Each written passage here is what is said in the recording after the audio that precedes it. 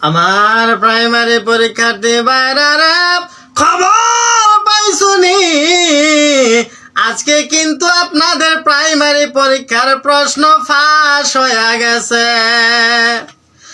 যেভাবেই হোক আজকে আমরা প্রাইমারি পরীক্ষা যেখানে হয়েছিল ঢাকার মধ্যে, আমি যেভাবেই হোক সেইখানে কোনো না কোনো এক কারণে ছিলাম। আমার ভাইরা রে, পরীক্ষা যখন আগায় আসলো, পরীক্ষার টাইম যখন সন্নিকটে চলে আসলো, আধা ঘন্টা আগে দেখি কিছু কিছু জায়গার মধ্যে 5 জন 6 জন করে ফিস ফিস করে কথা বলতেছে। একটা মোবাইল সামনে নিয়ে 5-7 জন মোবাইলের দিকে তাকাইয়া আছে রে। এই পরিবেশ দেখাই আমার মনের মধ্যে একটা প্রশ্ন জাগলো, আহারে 5-7 জন কেন একটা মোবাইলের মধ্যে তাকাইয়া আছে। কিছুক্ষণ পর ফাইন্ড আউট করলাম প্রাইমারি পরীক্ষার প্রশ্ন নিশ্চয়ই ফাঁস হয়ে গেছে।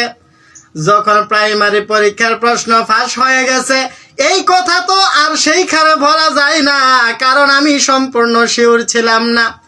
পরীক্ষা যখন শেষ হইল রে, যখন আমরা ক্যাম্পাসে আসলাম, আইসা শুনি সত্যিকার অর্থে পরীক্ষার প্রশ্ন ফাঁস হয়ে গেছে। আমার ভাইরা বন্ধুরা, এত কষ্ট করে কি করবেন?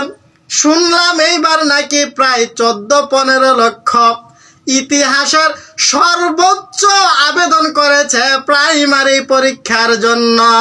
আমার দেশের মেধাবী ভাইয়েরা, আমার দেশের মেধাবী বোনেরা, সবাই যেই চাকরিটার প্রতি একটু আকর্ষণ থাকে, সেই চাকরিটা হলো প্রাইমারি নিয়োগের পরীক্ষা।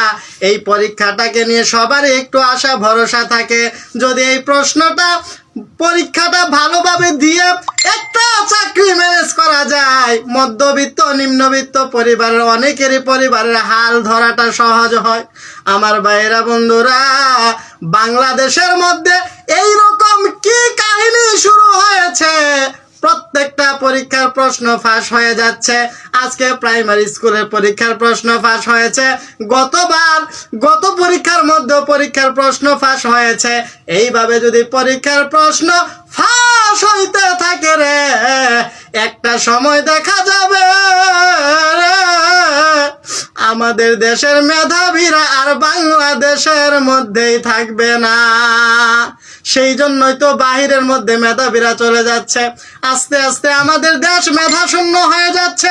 এইরকম যদি চলতে থাকে, আমাদের দেশ একটা সময় পর তার প্রশাসনিক কার্যক্রম চালানোর জন্য যোগ্য লোক খুঁজে পাওয়া যাবে না।